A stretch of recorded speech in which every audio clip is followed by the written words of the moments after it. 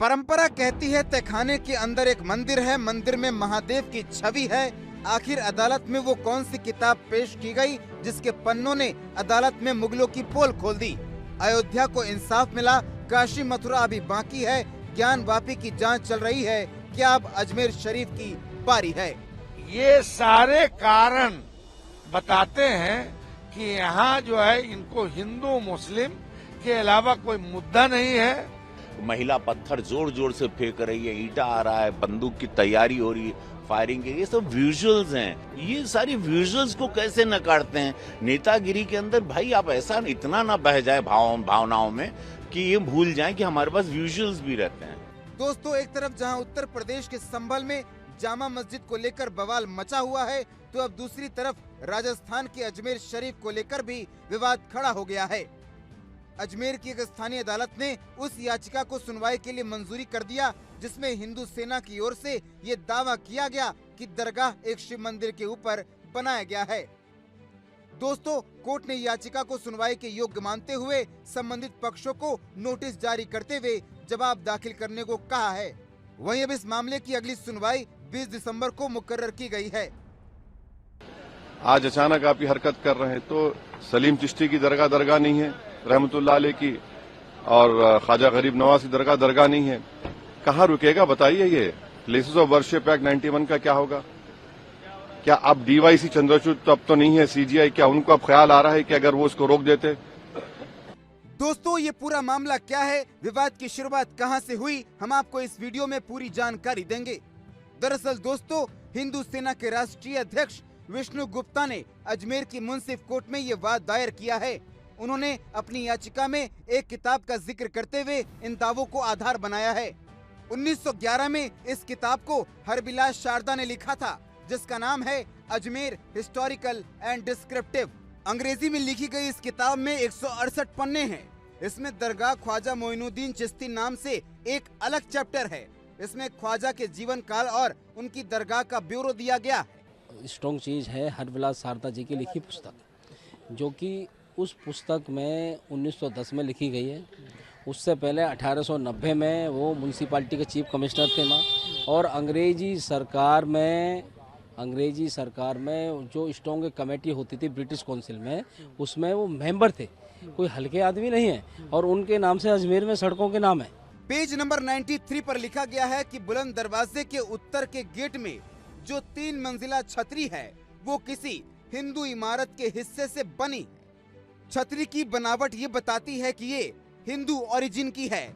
उसके सतह पर खूबसूरत नक्शाई को चूने और रंग पुताई से भर दिया गया है। वहीं इसी किताब के पेज नंबर 94 पर लिखा गया है कि छतरी में जो लाल रंग का बलुआ पत्थर का हिस्सा लगा है, वो किसी जैन मंदिर का है जिसका विध्वंस कर दिया गया। वहीं पेज नंबर 96 पर लिखा गया है कि बुलंद दरवाजे और भीतरी आंगन के बीच का आंगन, उसके नीचे पुराने हिंदू इमारत यानी मंदिर के तहखाने हैं, जिसमें कई कमरे अभी भी वैसे ही हैं। वास्तव में ये प्रतीत होता है कि पूरी दरगाह को मुस्लिम शासकों के शुरुआती दिनों में पुराने हिंदू मंदिरों के स्थान पर बनाया गया। अगले पन्ने पर लिखा गया है, परंपरा कहती है तहखाने के अंदर एक मंदिर है, मंदिर में महादेव की छवि है, जिस पर हर दिन एक ब्राह्मण परिवार द्वारा चंदन रखा जाता है, जिसे अभी भी दरगाह द्वारा घड़ियाली यानी घंटी बजाने वाले के रूप में रखा जाता है। अब किताब में लिखी गई इन बातों को आधार बनाकर ये याचिका दायर की गई है। वादी विष्णु गुप्ता के वकील योगेश चिरोजा ने अजमेर में बताया कि वाद पर दीवानी मामलों में न्यायाधीश मनमोहन चंदेल की अदालत में सुनवाई हुई। चिरोजा ने बताया कि दरगाह में एक शिव मंदिर होना बताया जा रहा है, उसमें पहले पूजा पाठ होता था। पूजा पाठ दोबारा शुरू करवाने के लिए वाद सितंबर 2024 में दायर किया गया। अदालत ने वाद स्वीकार करते हुए नोटिस जारी किया है। उन्होंने कहा कि इस संबंध में अजमेर दरगाह कमेटी, अल्पसंख्यक मंत्रालय, ASI नई दिल्ली को समन जारी कर दिया गया है। वादी विष्णु गुप्ता ने कहा कि हमारी मांग थी कि अजमेर दरगाह को संकट मोचन महादेव मंदिर घोषित किया जाए और दरगाह का किसी प्रकार का पंजीकरण है तो वो दिखाया जाए। वहीं उसका सर्वेक्षण ASI के माध्यम से किया जाए और वहां पर हिंदुओं को पूजा पाठ करने की इजाजत दी जाए।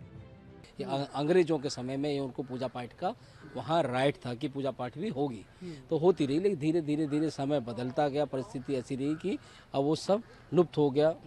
जो तहखाना है वो बंद है, खुलता नहीं है। और वहाँ बच्चे से भी कोई पूछेगा तो बताएंगे कि वहाँ दरगाह में शिवलिंग था, वो भगवान शिव का मंदिर है। तो वहीं दोस्तों, अजमेर दरगाह के दीवान सैयद नसरुद्दीन ने कहा कि देश में दरगाह और मस्जिदों में मंदिर ढूंढने की जो नई परिपाटी शुरू हुई है, वो न देश एवं समाज हित में है और न ही आने वाली पीढ़ी के हित में ठीक है। दोस्तों, उन्होंने कहा कि ये दरगाह 850 साल पुरानी है, जिसे 100 साल की एक किताब से खारिज नहीं किया जा सकता है। देखिए, सीपीसी का प्रावधान है, न्यायालय में वाद प्रस्तुत किए जाते हैं और न्यायालय उचित समझता है तो उसको सुनवाई हेतु निहित भी करता है और पक्षकारों को नोटिस भी जारी होते हैं। न्यायालय में वाद प्रस्तुत भी होते हैं, न्यायालय में वाद खारिज भी होते हैं।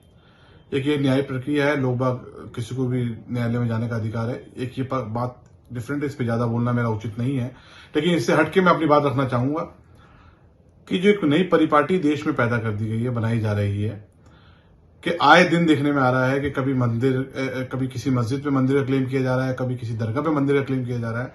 ये हमारे समाज के हित में नहीं है, देश के।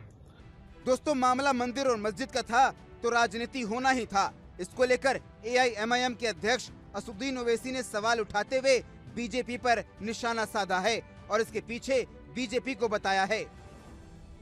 उन्होंने कहा कि दरगाह शरीफ पर कभी भी ऐसा क्लेम नहीं हुआ, लेकिन आज ये लोग ऐसा क्लेम कर रहे हैं कि दरगाह नहीं मंदिर है। ओवैसी ने ये भी कहा कि दरगाह शरीफ में नरेंद्र मोदी हर साल चादर चढ़ाते हैं, कई प्रधानमंत्रियों ने चादर भिजवाई है।